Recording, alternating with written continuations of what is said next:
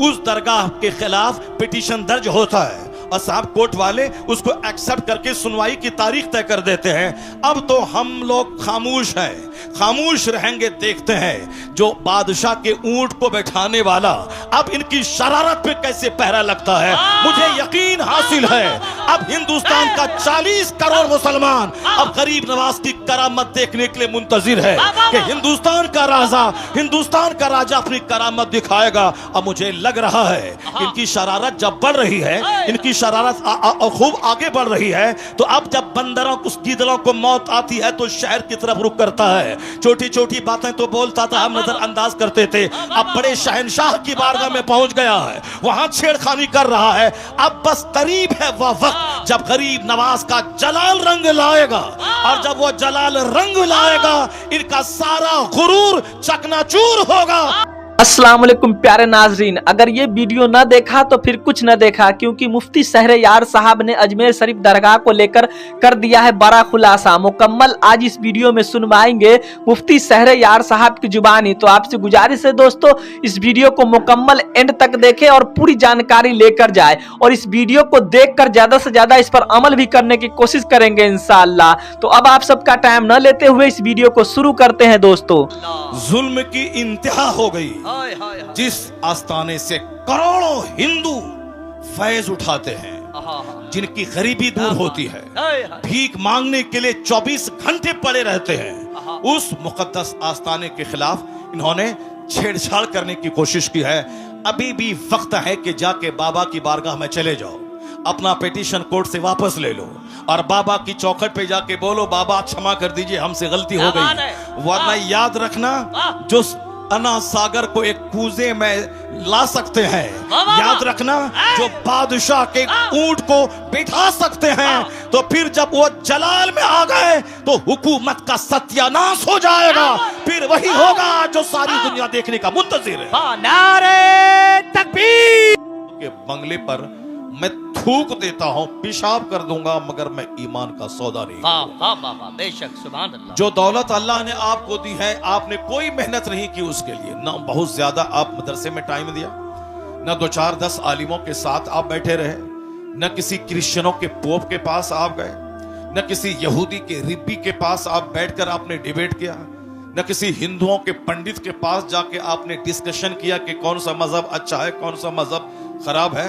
नहीं, आपको अल्लाह ने सिर्फ अपने फजल से ईमान की दौलत दी। बेशक, सुभान अल्लाह। इसलिए कि आप मोमिन घर में पैदा हुए हैं, इसलिए आप मुसलमान हैं। जब इतनी बड़ी दौलत, जिस दौलत से महरूम है दुनिया के अमेज़न कंपनी के मालिक, जिस दौलत से महरूम है टाटा बिरला कंपनी के मालिक, जिस दौलत से महरूम है दुनिया की बड़ी बड़ी सल्तनतों के सरबराहान, जिससे महरूम है, वह ईमान की दौलत अल्लाह ने आपको अता की है।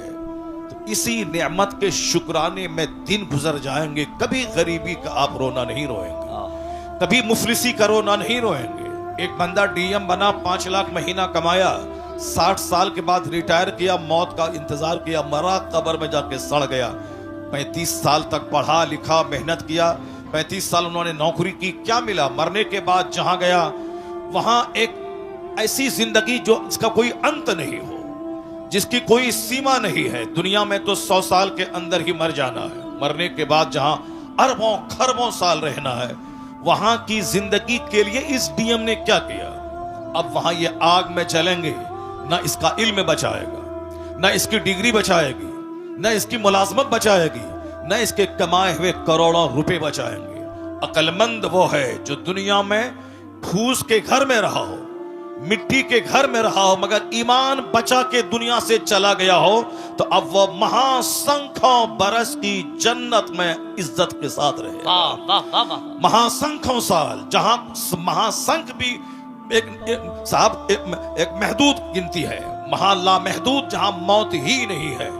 इसलिए अल्लाह ने वो दौलत आपको दी जो दौलत अमेरिका के सदर को नहीं दी है। तो उसका शुक्राना ये नहीं है कि शिकायत की पोटली लेके बैठा जाए कि हम गरीब हैं, हमको नौकरी नहीं मिली, हम जलील हैं, हमको मकान पुख्ते का नहीं मिला। इस नेमत पे जब आप गौर करेंगे तो हर वक्त आपकी पेशानी झुकी रहेगी और आप एक दुआ हमेशा रब से करते रहेंगे, इलाही मैंने कोई मेहनत नहीं की मुसलमान बनने के लिए, मेरा कोई एहसान तुझ पर नहीं है कि तूने मुझको मुसलमान बनाया है, तूने अपने फजल से मुझको मोमिन बनाया है। तो हर वक्त वह मोमिन यही दुआ करेगा, इलाही जब एक एहसान इतना तूने किया है तो एक एहसान और कर देना कि हालत ईमान में मौत देकर जन्नतुल फिरदौस अता कर वाह देना। वाह वाह वाह वाह, सुभान अल्लाह। क्योंकि बेशुमार लोग ऐसे हैं जो मरने से पहले पहले मुशरिक हो गए, मरने से पहले पहले काफिर हो गए। बहुत सारी बेटियां मुसलमानों की हैं जिसको जन्नत की तालीम नहीं दी गई, आखिरत की तालीम नहीं दी गई, कब्र में हजारों साल रहना है उसकी बात नहीं बताई गई। कयामत के दिन एक दिन 50,000 साल के बराबर होगा, यह बात बाप ने नहीं बताया। बाप ने सिर्फ ये बताया कि इंजीनियर बनना है, डॉक्टर बनना है, कमाना है, घर बनाना है और खाना पीना है। तो अब अच्छी लाइफ गुजारने के लिए कोई मुशरिक उसे ऑफर दिया कि मेरे पास 5 लाख रुपए माहाना की आमदनी है, अगर तुमने मुझसे शादी कर ली तो तुम रानी बन के रहोगी। तो ये उस मुशरिक के साथ ईमान का सौदा करके भाग गई, उसी के साथ शादी करके रह गई। अब वो जब जवानी के बाद बुढ़ापे की उम्र में पहुंची, उसके बाद मौत ने दस्तक दिया। तो लज्जत कितने दिन तक उन्होंने हासिल की? 10 साल 20 साल। अब मरने के बाद जहां गई है वहां का एक दिन 50,000 साल के बराबर। अब ये बताएं कि 2 4 10 20 साल एक सेकंड है अल्लाह के नजदीक। इसकी लज्जत हासिल करने के लिए ईमान का सौदा कर दिया, उन्होंने कुफ्र कबूल कर लिया। अब वह खरबों साल की आग में जलने के लिए वहां चली गई। अकलमंद है वह बाप जो बच्चों को डॉक्टर ना बनाए मगर जन्नती बना दे, जो अपने बच्चों को इंजीनियर न बनाए जन्नती बना दे, जो अपने घर में डॉक्टर इंजीनियर का चर्चा न करके आलिमे दीन का चर्चा करे, कुरान हदीस का चर्चा करे। वह औरत धन्य है जो नहीं बनी इंजीनियर मगर वह चूल्हे में खाना बनाती रही, अपना ईमान बचाती रही, बहारे शरीयत पढ़ती रही, कुरान पाक की तिलावत की, माहे रमजान में 20 रकअत सूरह तरावी वह पढ़ती रही। वो औरत ईमान बचा के चली गई। खरबों कमाने वाली बैरिस्टर से बेहतर है ये कनीज़े फातिमा बनकर फातिमा ज़हरा के साथ जन्नत चली गई। वह कौन सा इल्म है जो इल्म आदमी की इज्जत को तार-तार कर दे? वह कौन सा इल्म है जो आदमी को कुफ्र के करीब पहुंचा दे? वह कोई इल्म है जो आदमी को जानवर बना दे?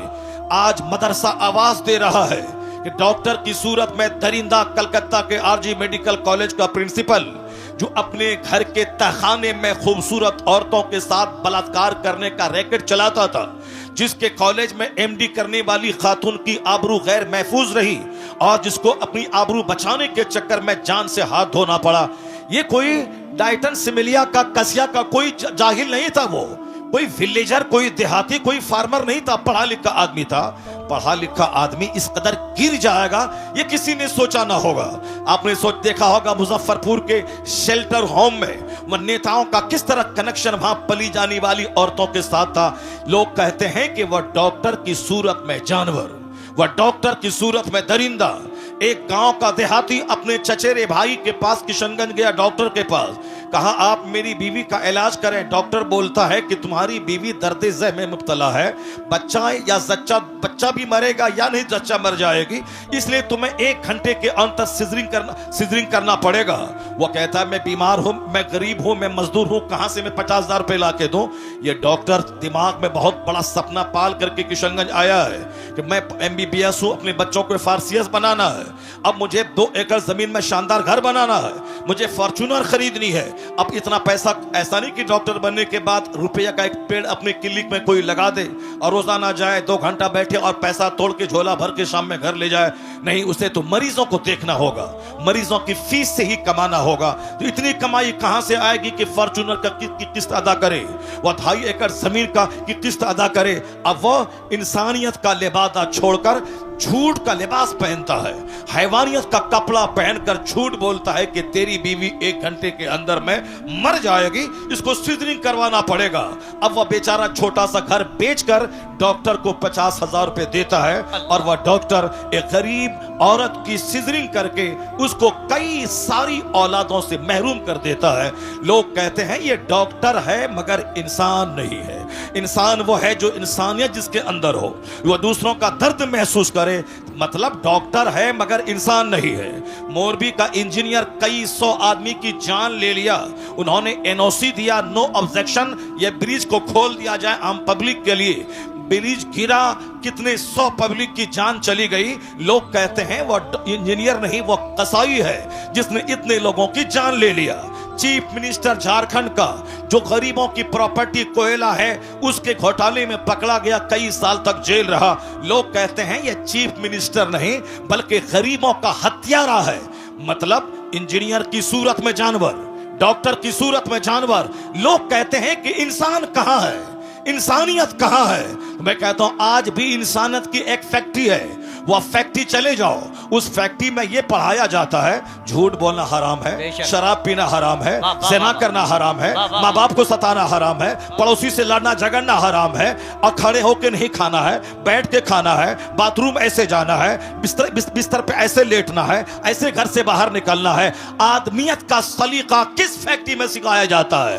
कहां से इंसान पैदा होते हैं? इस रुए जमीन पर एक दरसगाह है जहां अव्वल दिन से लेके आखिरी दिन तक, यानी उर्दू की पहली किताब से लेके बुखारी शरीफ तक यही पढ़ाया जाता है। यह लीगल है या इल्लीगल है, यह राइट है ये रॉन्ग है, यह जायज है ये नाजायज है, यह सही है ये गलत है, यह हराम है ये हलाल है, यह करना है ये नहीं करना है, यह हार्मफुल है ये यूजफुल है, यह हानिकारक है ये लाभदायक है। यानी वो आदमियत की शिक्षा जिस दरसगाह में दी जाती है उसी का नाम है मदरसा। अब जब यह फैक्ट्री जवान थी, जहां फैक्ट्री जवान थी, फैक्ट्री का प्रोडक्शन था, खलीफा हारून रशीद का बच्चा मदरसे में पढ़ता था, औरंगजेब जैसे हिंदुस्तान के बादशाह मदरसे में पढ़ते थे। उस वक्त में अमीर गरीब सब चाहता तक मैं इंसान बनाने वाली फैक्ट्री में पढ़ूं और वहां से कुतुब बन के निकलूं, अब्दाल बन के निकलूं, आदमी बन के निकलूं। जब तक यह फैक्ट्री जवान थी, प्रोडक्शन ज्यादा हो रहा था,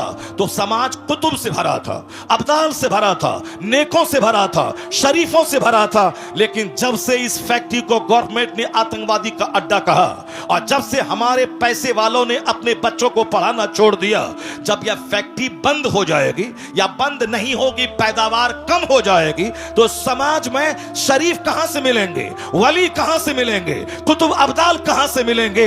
अब अगर लोग चाहते हैं कि समाज शरीफों से भरे, नमाजियों से भरे, जंटी लोगों से भरे, कुतुब अब्दाल से भरे, तो अब ट्यूटर लेना होगा, फैसला बदलना होगा कि जिस तरह की फैक्ट्री जैसा प्रोडक्शन उसी तरह के लोग समाज में नजर आएंगे। इंजीनियरिंग कॉलेज में आदमी कम, वहां पैसा कमाने वाले जानवर ज्यादा पैदा किए जाते हैं। मेडिकल कॉलेज में आदमी कम, पैसा कमाने वाले जानवर ज्यादा पैदा किए जाते हैं। तो अब ये एक इंसानी बनाने वाली फैक्ट्री है मदरसा। इस फैक्ट्री को जिंदा करें। जब ये मदरसा जिंदा होगा, पैदावार बढ़ेगी, तो शरीरों की तादाद घटेगी, शरीफों की तादाद में इजाफा होता चला। नारे तकबीर, नारे रिसालत, मज़हबे इस्लाम, जश्ने दस्तार बंदी, अल्लामा डॉक्टर शहरयार रजा साहब किबला। मदरसा मदरसा ने ही सारी दुनिया को बताया है कि इल्म क्या चीज है। मदरसा ने ही सारी दुनिया को बताया है कि रिसर्च क्या है। मदरसा ने बताया है कंटेम्पलेशन क्या है। मदरसे ने बताया है शोध क्या है। मदरसे ने बताया है चिंतन क्या है। हमारे बच्चे भी गौर से सुने मेरी बात। जो दूसरे लोग मुखालिफ मजहब के मानने वाले, अगर उस तक मेरी बात पहुंच जाए, वो भी मेरी बात को गौर से सुन ले। अगर मदरसा आतंकवादी का अड्डा है तो कभी किसी दिन किसी एक जासूस को मदरसा भेज दो और मदरसा भेजने के बाद हर क्लास में उसको बैठा दो और ये रिपोर्ट देने के लिए बोलो कि क्या मौलाना साहब ने अपनी दरसगाह में बच्चों को मारने और काटने की बात सिखाई है या शराफत की बात सिखाई है, ह्यूमैनिटी की बात सिखाई है। मैं दावे से कहता हूं किसी भी दरसगाह में बैठ जाओगे, फारसी की पहली से लेकर बुखारी शरीफ तक हर जगहों पे अमन की बात, पीस की बात, मोहब्बत की बात, मुरफ़्फ़त की बात, अखलाक की बात, अपने गांव समाज की इस्लाह की बात, माँ बाप के एहतराम की बात, पड़ोसी की इज्जत की बात, मुसीबतें सह के दूसरों की मुसीबतों का जवाब मुसीबत से न देने की बात, यानी अखलाक़े मोहम्मदी की तालीम मदरसे में दी जाती है। उसका फैसला इसीलिए है कि वह दूर से मदरसे को आतंकवादी का अड्डा समझता है। अपनी निगाहों में दुश्मनी का चश्मा लगाकर मदरसे के खिलाफ बयान देता है। कभी उन्होंने रिपोर्टिंग नहीं कराई कि मदरसे में पढ़ाई क्या होती है, मदरसे में दरसगाह में सिखाया क्या जाता है। सिर्फ दूर से कहना कि साहब वहां आतंकवादी पैदा किए जाते हैं। यह नफरत करने वालों की बोली है, हकीकत जानने वालों की बोली नहीं है। जिस तरह भी नफरत का माहौल हिंदुस्तान में फैला है, कोई भी आदमी खड़ा हो जाए और कोर्ट में साहब याचिका दर्ज कर दे कि इस मस्जिद में लग रहा है कि अंदर में कोई मूर्ति छुपी हुई है या कोई मंदिर रहा होगा, तो अब कोर्ट वाला भी केस एक्सेप्ट कर लेता है। और जहां 10-10 साल से साहब केस पड़े हुए हैं, उसकी कोई नोटिस नहीं ली जा रही है, और यहां 10 मिनट के अंदर में सुनवाई भी होती है, और फौरन साहब एक कमेटी का गठन भी होता है, और फौरन सर्वे करने वाला वहां पहुंच भी जाता है, और फिर उसकी रिपोर्ट भी दिया जाता है। किस कदर नियतों की खराबी है कि दूर से साहब वो एक खास मखसूस बिरादरी को टॉर्चर करने के लिए इस तरह के प्लान बना रहा। हिम्मत इतनी बढ़ी कि अब हिंदुस्तान के राजा की बारगाह में पहुंच गया, हिंदुस्तान के शहंशाह की बारगाह में पहुंच गया। 800 बरस से जो पूरे हिंदुस्तान की रखवाली कर रहा हो, कब्र में रह के पूरे हिंदुस्तान की संप्रभुता को बचा रहा हो, हिंदुस्तान के मुसलमानों से ज्यादा हिंदुओं की अकीदत का मरकज बना हुआ हो। मुसलमान जाते हैं 60 लाख तो 40 लाख तो 60 लाख गैर मुस्लिम वहां जाते हैं। उनको वहां बेटा मिलता है, बेटी मिलते, न जाने क्या क्या मिलता है। हर जब भी जाए हर वक्त साहब सिखों, हिंदुओं और दूसरे तमाम मज़ाहिब के मानने वाले को दुनिया ढेर चाहिए, इसलिए वो वहां भीड़ लगाए रहते हैं। मुसलमानों को जन्नत चाहिए, इसीलिए मस्जिदों में भीड़ रहती है, और उनको सिर्फ दुनिया गाड़ी चाहिए, इसलिए दरगाहों पे वो भीड़ लगा के रहते हैं। 800 साल जो एक मुस्तनद ऑथेंटिक दरगाह है, उस दरगाह के खिलाफ पिटीशन दर्ज होता है, और साहब कोर्ट वाले उसको एक्सेप्ट करके सुनवाई की तारीख तय कर देते हैं।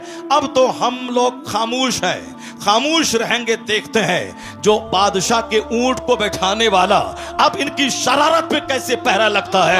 मुझे यकीन हासिल है अब हिंदुस्तान का 40 करोड़ मुसलमान अब गरीब नवाज की करामत देखने के लिए मुंतजिर है कि हिंदुस्तान का राजा अपनी करामत दिखाएगा। अब मुझे लग रहा है इनकी शरारत जब बढ़ रही है, इनकी शरारत खूब आगे बढ़ रही है, तो अब जब बंदरों को, गीदड़ों को मौत आती है तो शहर की तरफ रुख करता है। छोटी छोटी बातें तो बोलता था, हम नजरअंदाज करते थे, अब बड़े शहंशाह की बारगाह में पहुंच गया है, वहां छेड़खानी कर रहा है। अब बस करीब है वह वक्त जब गरीब नवाज का जलाल रंग लाएगा, और जब वो जलाल रंग लाएगा इनका सारा गुरूर चकनाचूर होगा, और मुस्तफा के गुलामों को अल्लाह इज्जतों से मालामाल बनाएगा।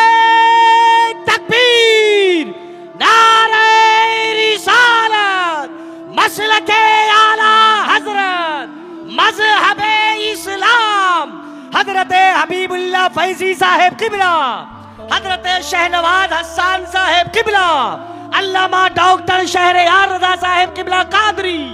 वाह वाह वाह, बहुत उम्दा। जुल्म की इंतहा हो गई, अल्लाह, जुल्म की इंतहा हो गई। हाय हाय हाय, जिस आस्थाने से करोड़ों हिंदू फैज उठाते हैं, जिनकी गरीबी दूर होती है, हाय हाय, भीख मांगने के लिए 24 घंटे पड़े रहते हैं, उस मुकद्दस आस्थाने के खिलाफ इन्होंने छेड़छाड़ करने की कोशिश की है।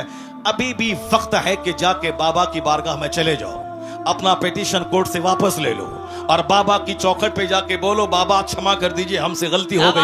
वरना याद रखना, जो अना सागर को एक पूजे में ला सकते हैं, याद रखना, जो बादशाह के ऊंट को बिठा सकते हैं, तो फिर जब वो जलाल में आ गए तो हुकूमत का सत्यानाश हो जाएगा।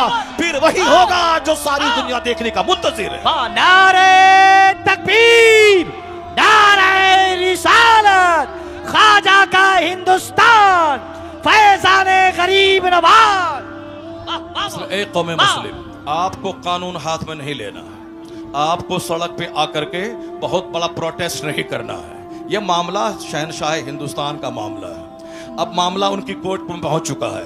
बस हम लोग वही करें जो सरकार दो जहां के दादा अब्दुल मुत्तलिब, जब अबरहा जो हाथियों का फौज लेके खाने काबा को ढाने आ रहा था, अब्दुल मुत्तलिब ने क्या कहा था कि हर शख्स अपने घर की हिफाजत करता है, ए अल्लाह ये तेरा घर है, तू अपने घर की हिफाजत कर। इतना कह के पहाड़ पर चले गए और फिर वो देखने लगे, देखें रब्बे करीम अपने घर की हिफाजत कैसे करता है। सारी दुनिया जान रही है कि अलम तरा कैफ फअल रब्बुका बिअसहाबिल फील, क्या उसके साथ सलूक हुआ।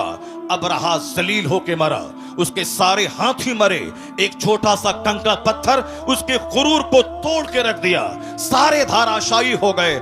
हम तो यही देखते हुए आ रहे हैं 1400 साल के अंदर। अल्लाह रब्बुल इज्जत बहुत बेनियाज है, अल्लाह रब्बुल इज्जत बेनियाज है, कोई भी जालिमों का जुल्म उसको थका नहीं सकता। और किसी भी इबादत करने वाली की इबादत की वजह से अल्लाह रब्बुल इज्जत की शान में कोई इजाफा नहीं हो सकता। अल्लाह उस सिफाते कमालिया का जामा है कि जिसके आगे किसी सिफत का कोई तसव्वुर ही नहीं है। अल्लाह रब्बुल इज्जत के पास सारी कुव्वतें, सारी ताकतें मौजूद है।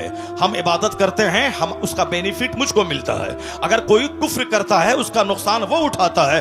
अल्लाह सिर्फ देखना चाहता है कि मेरा कौन बंदा है जो इस जमीन को अदल से भरता है और कौन है जो इस जमीन को जुल्म से भरता है। जो ईमान लाएगा, अच्छा काम करेगा, उसे यहां सेहत देंगे, इज्जत देंगे, हुकूमत देंगे, मरने के बाद जन्नत देंगे। जो कुफ्र करेगा, शरारत करेगा, जुल्म करेगा, अत्याचार करेगा, दूसरों को जीने नहीं देगा, सताएगा, समाज को पाप से भर देगा, उसके लिए आग तो वहां है, यहां उसका जीना तंग कर देंगे, यहां उसके घरों को कैद खाना बना देंगे, यहां उसको जलील और रुस्वा कर देंगे। नहीं देखा तुमने आज से 5 साल पहले चाइना के लोग कहते थे कौन सी नमाज है, कैसी नमाज है। जापान के लोग कहते थे कौन सी मस्जिद है, कैसा मदरसा है। हिंदुस्तान के भी चंद सर फिरे कहते थे यह कौन सी मस्जिद, कौन सा मदरसा, अजान बंद कर देंगे, मदरसा बंद कर देंगे। अमेरिका भी कहता था यह कौन सा इस्लाम है, हर तरफ इस्लाम का चर्चा हो रहा है, हर तरफ इस्लाम इस्लाम लोग कर रहे हैं, नहीं पढ़ने देंगे इसे। अब मुसलमान परेशान हाल थे, मुसलमान हाथ उठा के रब्बे करीम की बारगाह में दुआ कर रहे थे। तो हमारे जुलू, हमारा प्रोटेस्ट काम नहीं आया, मगर हमारी वो भीगी पलकों की दुआएं वो काम आई कि जो काम पूरी दुनिया को हिला के रख दिया। अल्लाह रब्बुल इज्जत ने दूसरी फौज को नहीं भेजा, एक छोटा सा कोरोना का कीड़ा भेज दिया। उस कीड़े ने चाइना को तबाह किया, अमेरिका के शहर को उसको रौनक को मिटा दिया, सारे एयरपोर्ट्स में ताले लगवा दिए, दुनिया के अरबों इंसान को उनके घर को जेल उसके लिए बना दिया गया। यहां तक कि जो मिटाने की बात कर रहा था वह क्वारंटाइन की बात करने लगा, वह सोशल डिस्टेंसिंग की बात करने लगा, वह वैक्सीन की बात करने लगा। मिटाने का सपना देखने वाला उनका शहर उजड़ गया, उनकी फैक्ट्रीज उजड़ गई, करोड़ों लोग मौत के मुंह में चले गए। इसलिए एक कौम मुस्लिम, तेरा रब कदीर बड़ा अजीज है, बड़ा गालिब है, वह कुव्वत का मालिक है, वह तमाम इख्तियारात उसके पास मौजूद है। तुमको सिर्फ करना है मस्जिदों को आबाद करना है, अपनी पेशानियों में सजदों का शौक बसाना है। तू मोमिन बन जा, तू मोहम्मदी बन जा, अल्लाह तुझे इस जमीन का हाकिम बनाएगा, यहाँ की सल्तनत तुझको देगा। और जो इस्लाम के खिलाफ बोलेगा उसको एक मामूली सा कीड़ा भेजकर उसका सारा गुरूर तोड़ देगा। जैसे अल्लाह ने तोड़ के बता दिया कि बंदे तुम्हारे चाहने से सब कुछ नहीं होता है, वही होता है जो मंजूरे खुदा होता है। अल्लाह ने दुनिया के सारे लोगों की औकात याद दिला दी, लोगों के होश ठिकाने लग गए। अल्लाह वही है जो नमरूद को सल्तनत देना जानता है, और जब सल्तनत का गलत इस्तेमाल करे तो अल्लाह मामूली मच्छर से हिलाक और तबाह बर्बाद करना भी जानता है। अल्लाह फिरौन जैसे जाबिर और जालिम को 400 साल की लंबी छूट देना भी जानता है, और जब वो 400 साल की लंबी छूट से आतंक को और बढ़ा दे तो अल्लाह ताला पानी में डुबा के उसे मार देता है। और जब खिगिया के कहता है कि अब मैं ईमान लाया तो अल्लाह कहता है अल आना वक़द असैत क़ब्लु व कुन्त मिनल मुफ़्सिदीन। अभी तू ईमान लाता है, इससे पहले तू फसादी और बागी था। आज मैं तेरी लाश बचाऊंगा ताकि आने वाले लोग जान जाएं कि मगरूर का हश्र क्या होता है, घमंडी का अंजाम क्या होता है। फिरौन की सूखी हुई सड़ी हुई हड्डी की लाश आज भी मिस्र के म्यूजियम में मौजूद है। दुनिया के सारे सयाह, सारे टूरिस्ट उसको देखने जाते हैं और वहां से देखकर इबरत हासिल करते हैं कि 400 साल लंबी उम्र पाने वाला पूरे मिस्र का बाताज बादशाह था, लेकिन अल्लाह ने उसे ऐसा जलील किया, उसकी डेड बॉडी को दूसरों की इबरत की खातिर रखा, उसके ईमान को कबूल नहीं किया। तो इसलिए एक कौम मुस्लिम, तू नमाज पढ़, रोजा रख, हज कर, ज़कात दे, मस्जिद को आबाद कर, मदरसा को आबाद कर। अखबार पढ़ के ज्यादा इस्लाम के बारे में टेंशन मत बोल ले कि हमारा मुस्तकबिल क्या होगा, आने वाले दिन में इस्लाम का क्या होगा। यह सब टेंशन लेने की कोई जरूरत नहीं है। इतना यकीन कर ले, गिरह बांध के रख ले, जो अल्लाह कल के फिरौन को नहीं छोड़ा, पानी में डुबा के मार दिया है, वही अल्लाह आज के फिरौन को भी नहीं छोड़ेगा, आज के नमरूद को भी नहीं छोड़ेगा, आज के शद्दाद को भी नहीं छोड़ेगा। बस तुम्हें सिर्फ सब्र करना है, मस्जिदों को आबाद करना है। जो काम एटम बम से नहीं होता है, वो काम तेरे सजदे से हो जाता है। तुम्हारी ताकत रूहानी ताकत, तुम्हारी ताकत स्पिरिचुअल फोर्स, तुम्हारी ताकत आध्यात्मिक शक्ति है। आज हम जलील इसीलिए हो गए, मेरी मस्जिदें वीरान हो गई, मेरा जलसा उजड़ गया, हमारी खानकाह सिर्फ तेल और पानी का मरकज बन के रह गई, हमारी मस्जिदों में दांत टूटे चंद बूढ़े रह गए, और हमारे जवान उनके कुफ्फार और मुशरिकीन के जवान की तरह हरकतें करने लगे। हमारे घर में क्रिकेटर का चर्चा, हमारे घर में साहब बैरिस्टर का चर्चा, हमारे घर में नेता का चर्चा, हमारे घर में बंबई जाकर के फैक्ट्री डाल के 2-4 मकान खरीदने वाले दुनियादार का चर्चा, हमारे घर में खूबसूरत खवातीन का चर्चा, हमारे घर में खूबसूरत नौकरी करने वाले लड़कों का चर्चा। अब जाहिर सी बात है, जब खूबसूरती का चर्चा होगा तो हमारा बेटा दिमाग में ये बात बिठाएगा, हमें खूबसूरत औरत चाहिए। अब चाहे वो अपना चेहरा आईना में नहीं देखेगा कि हमारी सूरत कैसी है, हमारी नाक टेढ़ी है, हमारा रंग काला है, मगर वो तमन्ना करता है क्या कि हमारी बीवी बिल्कुल करीना जैसी खूबसूरत मिल जाए। सबकी तमन्ना ये खूबसूरत मिल जाए, क्योंकि उनके घर में खूबसूरती का चर्चा होता है, उनके घर में मुलाजमत का चर्चा होता है, उनके घर में क्रिकेट का चर्चा होता है। अगर मेरी बेटी किसी खूबसूरत चेहरे वाले के साथ भाग कर ईमान का सौदा कर ले, ये कसूर माँ बाप का है, जो अपने घर में हुस्न का चर्चा करता है, दौलत का चर्चा करता है, सर्विस का चर्चा करता है, स्कूल कॉलेज का चर्चा करता है। ये बता दे कि जिसके घर में आलिम का आना जाना हो, जिसके घर में पीर का आना जाना हो, जिस घर के बाल बच्चे अपने आलिम की तहज्जुद की नमाज का मंजर देख रहे हो, वहां तलावत कुरान का मंजर देख रहे हो, मैं दावे से कहता हूं जहां कुफ्फार का आना जाना होगा, जहां टकेत का आना जाना होगा, जहां दुनियादार का आना जाना होगा, उसके बच्चों का दुनियादार बनना जब तय है,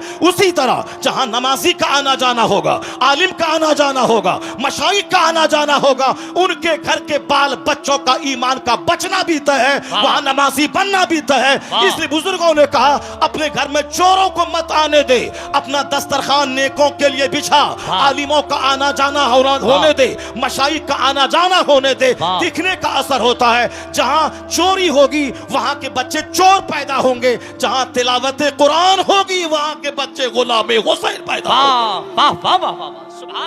कोई तहरीक हमारे बच्चों को काफिर होने से बचा नहीं पाएगी, कोई तहरीक हमारी मुर्तद होने वाली बेटियों को बचा नहीं पाएगी। उसके लिए हर माँ बाप को आगे आना होगा, अपने घर में इस्लामी कल्चर बनाना होगा, अपने बाल बच्चों के दिल दिमाग में इस्लाम की अजमत बैठानी होगी, अपने बाल बच्चों के सामने हुजूर की हयात तैयबा को बयान करना होगा, औलिया और सालिहीन की जिंदगी का मुताला करना, औलिया और सालिहीन की जिंदगी बताना होगा। अब जरा गौर से देखिए कैसे हालात थे, कैसे लोग थे, किस तरह से जीते थे। अमीर उस दौर के कैसे थे, गरीब उस अहद के कैसे थे, औरतें उस अहद की कैसी थी, मालदार उस अहद के कैसे थे। इस्लामिक हिस्ट्री का एक चैप्टर मैं खोलता हूं, जरा गौर से उसको सुनिए, उसके बाद फिर मैं आके आपको बताऊंगा कि नेता हमारा कितना झूठ बोलता है। नेता हमें डरा करके हमसे वोट लेता है। वो क्या बोलता है कि अगर तुम हमको वोट नहीं दोगे तो तुम्हारी जिंदगी खतरे में पड़ जाएगी, तुम्हारा मुस्तकबिल खतरे में पड़ जाएगा। इस्लाम खतरे में है। हम आज 50 साल से सुनते हुए आ रहे हैं, इस्लाम इज इन डेंजर, इस्लाम खतरे में है, इस्लाम खतरे में है, इस्लाम खतरे में है। जो मौलाना बोलता है इस्लाम खतरे में है, यकीन जाने कि वो मौलाना सच नहीं, वह झूठ बोल रहा है। जो नेता बोलता है इस्लाम खतरे में है, वह नेता झूठ बोलता है। ये क्यों नहीं बोलता नेता कि हमारी नेतागिरी खतरे में है, हमारी पॉलिटिक्स खतरे में है, हमारा एमपी का पोस्ट खतरे में है, हमारी पार्टी खतरे में है, या बोल मेरी पार्टी खतरे में है। हम जिस तरह से वो अपने लोगों को डराता है हमसे और हमारे खिलाफ नफरतों की आग लगाकर वो अपना वोट लेता है, उसी तरह हमारे भी कुछ लोग हैं जो शराब में डूबा हो, एक वक्त की नमाज ना पढ़ता हो, जो दिल्ली में जीतने के बाद 5 स्टार होटल में रंगरलियां मनाता हो, ये हमें आके मजहब के नाम पे हमसे वोट लेता है कि हम मुसलमान हैं, तुम हमको वोट दो। मुसलमान के नाम पे उसको वोट दिया जाएगा जो मुसलमान होगा, कंप्लीट मुसलमान होगा, जो मुस्तफा का होगा, जो कुरान हदीस का होगा, जिसको देखने के बाद लगेगा ये मुसलमान है। सिर्फ एक बिन लेबी लग गया मुसलमान है, बाकी सारा काम मुशरिकीन जैसा है, उसको वोट दिया जाएगा। वोट नहीं दोगे तो बोलेगा तुम्हें काट दिया जाएगा, तुम्हें मार दिया जाएगा। इस्लाम खतरे में है, मुसलमान खतरे में है। मैं बताऊंगा कुरान करीम क्या कहता है, मुस्तफा की हदीस क्या कहती है, और ये नेता क्या बोलता है। और झूठ बोल भी अगर बोलता है कि इस्लाम खतरे में है, वह झूठ बोलता है। कुरान करीम साफ लफ्जों में कह दिया है, युरीदून लियुत्फिउ नूरल्लाहि बिअफ़वाहिहिम वल्लाहु मुतिम्मु नूरी। अल्लाह कहता है ये मुशरिकीन, ये कुफ्फार अपने मुंह से इस्लाम का चिराग बुझाना चाहते हैं, अल्लाह उस नूर को पूरा करना चाहता है। जो अल्लाह उसे पूरा करना चाहता है और ये उस नूर को बुझाना चाहते हैं। बंदों का चाहा हुआ होगा या अल्लाह का चाहा हुआ होगा।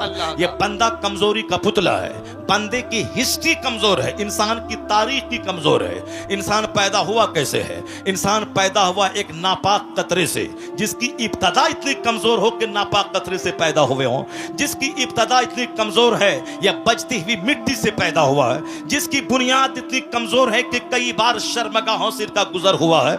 बाप की रीढ़ की हड्डी और माँ के सीने की हड्डी से जो कतरा निकलता है, उससे यह इंसान पैदा हुआ। यह मैं नहीं कहता, पैदा करने वाला मेरा खालिक कहता है। फलयंजुरिल इंसानु मिम्मा खुलिक़ मिम्मा इन दाफिक़ यख़रुजु मिन बैनि सुल्बि व तराइब इन्नहु अला रजइही लक़ादिर। अल्लाह कहता है a man should consider in his creation. आदमी को अपनी पैदाइश पे गौर करना चाहिए कि वह पैदा हुआ कैसे है।